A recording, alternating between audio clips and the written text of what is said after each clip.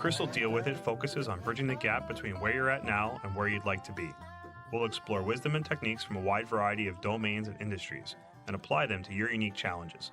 I love developing frameworks, processes, and storytelling metaphors that enable personal and business growth. Through actionable next steps, we'll build momentum and confidence. My goal is to help you clear roadblocks, do more with what you have, and realize the potential of yourself and your team. So throw your challenges my way, and Chris will deal with it.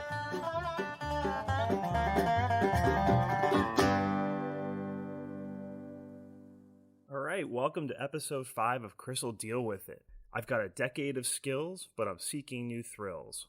So today's question, I'm a jack of all trades, master of none, who's looking for a new job after over a decade at the same company. How do I sell my skill set and find the right match? So what stands out here is the impression that our asker has done a lot at their company over the past 10 years. I mean, it can be daunting thinking about working somewhere else, having to start out anew, proving yourself to a new cast of characters. If you're fortunate, you're considering this while you're also collecting a steady paycheck, but if you're in a situation where you were let go, rage quit, you may need to fast track this process and or cast a wider net. Regardless, coming out of a decade plus with the same employer, I break this down into 2 steps. 1, break down your skills, and 2, find a match. 1, breaking down your skills. My advice is to sit down and take an audit of your skills. I find it's useful to group them into different categories, since they'll have varying levels of impact on your job search and employers' assessments of your fit within their organizations. So these categories: company-specific, industry-specific, general skills, and unique talents. So let's start by breaking down each of these categories. Then we'll review a deliciously hypothetical example to illustrate what an audit might look like. Company-specific goals: software packages, policies and procedures, existing and potential contracts, vendors, price structures and margins. It's important to recognize which company-specific skills could be deemed proprietary. They might even be covered under NDAs, which are non-disclosure agreements. Regardless, these things will be sensitive to your employer. If and when you leave your current job for a competitor, these are the things they're going to be nervous about. Industry specific. So this would be commodity knowledge and standards, awareness of the competition, like market share, trends, that sort of thing. Vendor base, their quality, reliability, cost structures. Personal relationships or experience with some of those potential clients and or vendors. And participation awareness of trade organizations. General skills, which most companies are going to look for. Computer experience. And this can range from Microsoft Office to I know how to code, or I can build data analytics dashboards. They're going to care about punctuality, reliability, the ability to communicate effectively. People management, that's hiring, firing, training. Sales or negotiation experience. And this is where specific dollar numbers or examples speak volume, if you're able to provide them. Project management, product and or brand development. And lastly, you're going to have your unique talents. That's going to be your education, past experiences prior to your current position, foreign language fluency, hobbies such as reading, musical instruments, sports, clubs or organizations you belong to outside of work, understanding of business finance, or social media engagement. And that last one, in my opinion, many say they can do this. Few know how to do it really well. So now it's time for Chris's story time. We're going to illustrate with an example here. Since I'm a storyteller at heart, I'm going to go a little excessive with my example because it's my podcast, and I had too much fun developing this fictional backstory. And I'm unapologetic about puns, so enjoy. Let's say our asker is a baker. All right, fine. They're a baker wannabe who failed out of culinary school. They moved to New York City with a couple of roommates. They bounced around odd jobs until they got into a cashier job at a new boutique French boulangerie on the Upper West Side. They've been there ever since. Through hard work and a surprising aptitude with yeast, they rose through the ranks, needing skills into their life, often unconsciously, thanks to the countless demands thrown their way over the years. They've baked baguettes, they've lorded over the cheese display like an aristocratic noble, has mastered the new register system. They still take excessive pride whenever they walk through the stockroom they reorganized 3 years ago. They intermediate arguments between delivery drivers. They're the l'esprit supérieur behind the Jam and Jambon festival that aided the boulangerie's recovery from COVID. So, with our backstory established, and apologies to anyone that actually knows how to pronounce French well, let's illustrate how our asker could audit their skills using the categories that I established before. Company-specific skills. Software packages. Our asker knows the point of sale system, POS, like the back of their hand. They've managed inventory levels, entered new products, and they're often called upon to train new employees on it. You want to avoid too much depth on the resume with specific software, but our asker should definitely mention any deep experience with point of sale systems and training of employees. Often those abilities are what's going to translate between jobs. Policies and procedures. They're aware of how the company says safety first, but doesn't enforce it reliably. They know what should be done and wishes more people took it seriously. Our asker would probably want to mention how they've managed to build deep, amicable relationships with coworkers through the years, and they know how to establish trust. Existing and potential contracts. They're aware of the tight relationship between the owner, we'll call him Francois, and the owner of 2 large hotels near Central Park. The morning deliveries to those hotels are always mission critical and one of their core responsibilities. Our askers should be careful, but they could mention how they manage over $250,000 a year with the boulangerie's main client. Vendors. Our askers spent over 2 years in purchasing. During that time, they spoke with their vendors, calling in orders, paying invoices, etc. They recall the pain of changing butter vendors from Roberto from Boer Brothers when he fattened his prices 20% out of nowhere. So, should our asker be interviewing at other bakeries, the experience and connections to potential vendors are definitely worth mentioning. Price structures and margins. They know why a customer off the street pays $4 for a baguette, but Francois charges hotel clients only $2 because the volume is amazing, and Francois is clever and also built in extra markup for his famous éclairs that more than make up the difference in net profit. So our asker could mention their ability to work with wholesale and retail customers. Again, you're really trying to find where those company-specific skills would translate to other potential employers, but whether it's in your industry or outside of it. So let's talk about those industry-specific skills. Commodity knowledge and standards. My heavens, if our asker isn't the life of any proper party. They delight with their exhaustive knowledge and supply of French baguettes and pastries. Our asker should be taking an exhaustive audit of the various elements of their industry and the depth of their knowledge in it.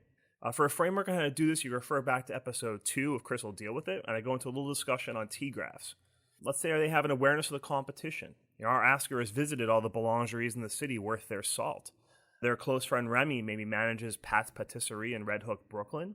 So they should be buying Remy lunch, picking their brain about opportunities, what employers are looking for, and or getting some honest feedback on their self-audit. Again, they've been out of the workforce for a decade, so they're going to want to get up to speed on what's changed over that time frame, if they haven't interviewed forever. The customer base, working the register has given our asker tons of experience in dealing with customers face-to-face. Again, something that translates far beyond into other industries.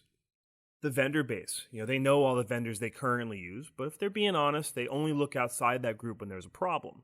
So the key for our asker here is their knowledge of the procurement process. That translates across most industries.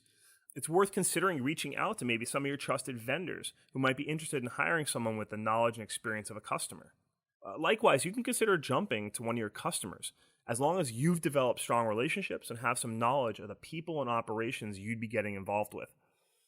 And again, participation and awareness of trade organizations. Are you involved or even aware of the trade groups in your industry? Most industries have them. In our example, the Bread Bakers Guild of America. But again, you may want to go explore them, and they may have opportunities. They may have networking events, things like that. General skills. So these are the ones that most companies are going to be looking for. So computer experience. Again, our asker can go into their experience of point of sale systems. Maybe they've done some PowerPoint presentations, fooled around a little with Excel. Generally knows their way around a computer. The key here is to highlight your strengths while displaying that you know enough to be dangerous or that you can adapt quickly to similar systems. Punctuality and reliability. Our asker is someone that any prospective employer can depend on. They're pathologically early and they should be proud of it. Our asker clearly knows how to talk to people at various levels of organizations. From Francois' buddy that owns the hotels to the most harried customer to the shady vendor who doesn't like paying their invoices on time. They really need to highlight here how they approach conflict, preferably with a solid high-stakes example. They're going to want to talk about people management. Our askers managed the cashier crew for the past 4 years, amidst all the other daily responsibilities heaped into their basket. They truly are a jack of all trades, which helps them know when an employee isn't cutting it. Our asker could use this opportunity to highlight how they rallied the crew for the festival they put on. Sales negotiation experience. Again, you want to be as specific as you can be, while respecting the sensitive nature of your current employer's business. For example, how much rotating, spoilable inventory do they manage? Did they work with a vendor to get better payment terms during the pandemic? Examples matter even for outside industries. These are things and stories that can be easily grasped, and they're commonplace problems across many fields.